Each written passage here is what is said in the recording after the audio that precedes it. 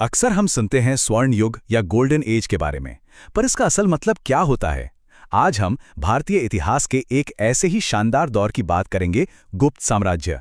चौथी से छठी शताब्दी ईस्वी तक का समय। चलिए देखते हैं कि क्या ये दौर वाकई सोने जैसा चमकता था। तो सवाल यही है, आखिर ये स्वर्ण युग था क्या? क्या इसका मतलब सिर्फ सोने के सिक्के और बड़ी बड़ी सेनाएं थीं? या फिर कला, विज्ञान और नए विचारों की एक ऐसी लहर थी जिसने इस युग को महान बना दिया? चलिए मिलकर इस पहेली को सुलझाते हैं। तो आज हम कहां से कहां तक का सफर तय करेंगे। सबसे पहले देखेंगे गुप्त वंश का उदय, फिर मिलेंगे समुद्रगुप्त से, जो कभी कोई जंग नहीं हारे। उसके बाद आएगा चंद्रगुप्त द्वितीय का वो दौर जिसे असल स्वर्णयुग कहा जाता है। हम देखेंगे कि साम्राज्य का पतन कैसे हुआ, ये काम कैसे करता था, और आखिर में गुप्तों की वो कौन सी विरासत है जो आज भी हमारे साथ है। तो चलिए कहानी शुरू करते हैं एकदम शुरुआत से। आखिर ये सब शुरू कैसे हुआ? देखिए, हर बड़े साम्राज्य की तरह गुप्तों की शुरुआत भी काफी मामूली थी। नींव रखी थी श्रीगुप्त ने, लेकिन कहानी में असली मोड़, असली गेम चेंजर कोई और था। ये है चंद्रगुप्त प्रथम। इन्होंने खुद को एक जबरदस्त टाइटल दिया, महाराजाधिराज, मतलब राजाओं के भी राजा। और ये सिर्फ एक टाइटल नहीं था, ये एक ऐलान था, एक स्टेटमेंट। और उनकी सबसे स्मार्ट चाल, उन्होंने शक्तिशाली लिच्छवी राजकुमारी कुमारा देवी से शादी की। सोचिए, ये सिर्फ एक शादी नहीं थी, ये एक ऐसा गठबंधन था जिसने आने वाले साम्राज्य की नींव को पत्थर की तरह मजबूत कर दिया। अब बात करते हैं उस सम्राट की जिसकी तलवार ने साम्राज्य का नक्शा ही बदल कर रख दिया। एक ऐसा शासक जिसकी मिलिट्री जीनियस को देखकर आज भी इतिहासकार हैरान रह जाते हैं। इतिहासकार वीएस स्मिथ ने उन्हें यूं ही भारत का नेपोलियन नहीं कहा था। जरा सोचिए, एक ऐसा जनरल जिसने अपनी पूरी जिंदगी में एक भी जंग नहीं हारी, एक भी नहीं। उनकी जीत की कहानियां सच में अविश्वसनीय हैं। लेकिन समुद्रगुप्त सिर्फ एक योद्धा, एक कॉन्करर नहीं थे। उनके व्यक्तित्व का एक और पहलू भी था जो बहुत दिलचस्प है।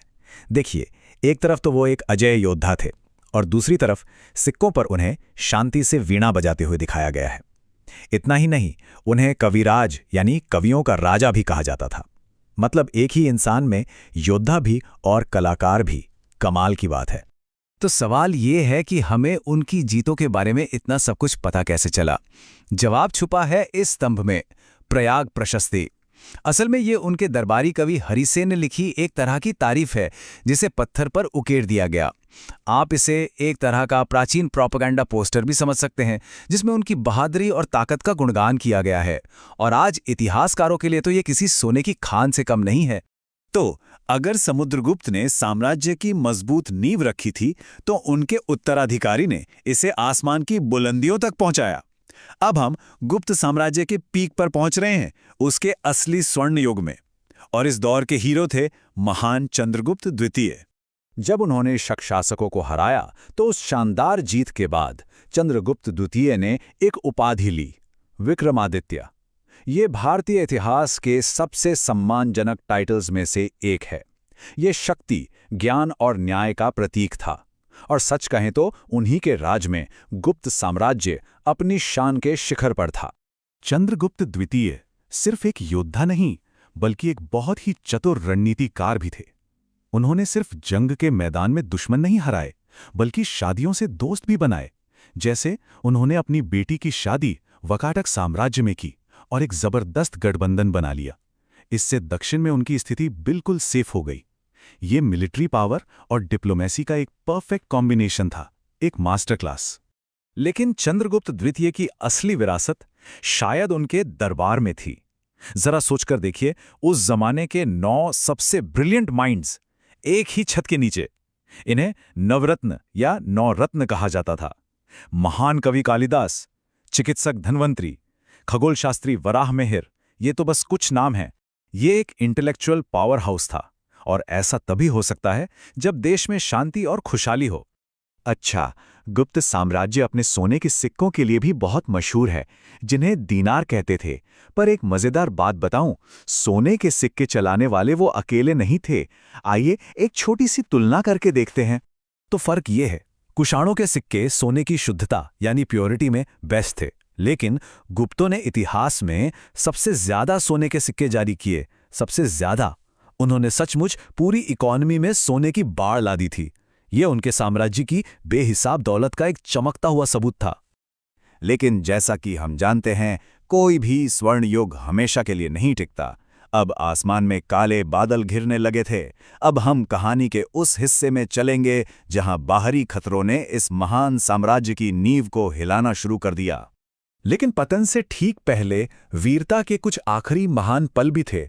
कुमारगुप्त प्रथम ने हमें नालंदा विश्वविद्यालय जैसा तोहफा दिया, जो सदियों तक ज्ञान का केंद्र बना रहा। और फिर उनके बेटे स्कंदगुप्त, जो खूंखार हूणों के हमलों के सामने एक चट्टान की तरह खड़े हो गए। वो इस साम्राज्य के आखिरी महान रक्षक थे। इससे पहले कि हम कहानी के अंत पर पहुंचे, एक मिनट रुककर ये देखते हैं कि ये इतना बड़ा साम्राज्य चलता कैसे था। मतलब पर्दे के पीछे क्या हो रहा था? वो कौन सी मशीनरी थी जो इसे जोड़े हुए थी? चलिए इसका एडमिनिस्ट्रेशन और इकोनॉमी समझते हैं। गुप्त एडमिनिस्ट्रेशन की सबसे खास बात थी इसका डिसेंट्रलाइज्ड होना। मतलब ताकत एक जगह पर नहीं थी। पूरे साम्राज्य को पहले प्रांतों यानी भुक्ति में बांटा गया, फिर जिलों यानी विषय में, और आखिर में सबसे छोटी यूनिट थी गांव यानी ग्राम। हर लेवल पर लोकल लीडर्स थे, जिससे शासन चलाना आसान था और वो लोगों से जुड़ा हुआ भी था। अपने समय के हिसाब से ये एक बहुत ही एडवांस्ड सिस्टम था। और जाहिर है इतने बड़े साम्राज्य को चलाने के लिए पैसा तो चाहिए ही था, और वो पैसा आता था टैक्स से। कुछ मुख्य टैक्स पर नजर डालते हैं। भाग एक तरह का लैंड रेवेन्यू टैक्स था, उपज का छठा हिस्सा। उपरिका को आप आज के सरचार्ज जैसा समझ सकते हैं, और हिरण्य एक स्पेशल पर्पस टैक्स था। कुल मिलाकर एक बहुत ही ऑर्गेनाइज सिस्टम था। तो अब जब हम पूरी कहानी को देखते हैं तो क्या चीज है जो गुप्तकाल को इतना खास बनाती है? आखिर उनकी स्थायी विरासत, उनकी लेगेसी क्या है? चलिए संक्षेप में देखते हैं। और यहीं पर वो स्वर्ण युग वाली बात सच लगने लगती है। सोचिए, ये वो समय था जब कालिदास जैसे महान कवि अपने अमर नाटक लिख रहे थे, देवगढ़ का दशावतार मंदिर जैसे अद्भुत मंदिर बन रहे थे, और खगोल शास्त्री सितारों के रहस्य को सुलझा रहे थे। ये सचमुच क्रिएटिविटी और खोज का एक जबरदस्त विस्फोट था। और देखिए, इसकी सबसे बड़ी वजह क्या थी? एक मजबूत, स्थिर साम्राज्य और एक खुशहाल अर्थव्यवस्था। सीधी सी बात है, जब समाज में शांति और पैसा होता है, तभी इंसानी दिमाग कला, विज्ञान और फिलॉसफी में नई ऊंचाइयों को छूने के लिए आजाद होता है। शायद यही गुप्तों की सबसे बड़ी कामयाबी थी। तो गुप्त साम्राज्य हमारे लिए एक शानदार विरासत छोड़ गया, लेकिन साथ ही ये एक बड़ी सीख भी देता है कि कोई भी स्वर्ण युग, कोई भी गोल्डन एज हमेशा के लिए नहीं रहता। और ये हमें सोचने पर मजबूर करता है कि आज हम जो बना रहे हैं वो वक्त की कसौटी पर कितना खरा उतरेगा।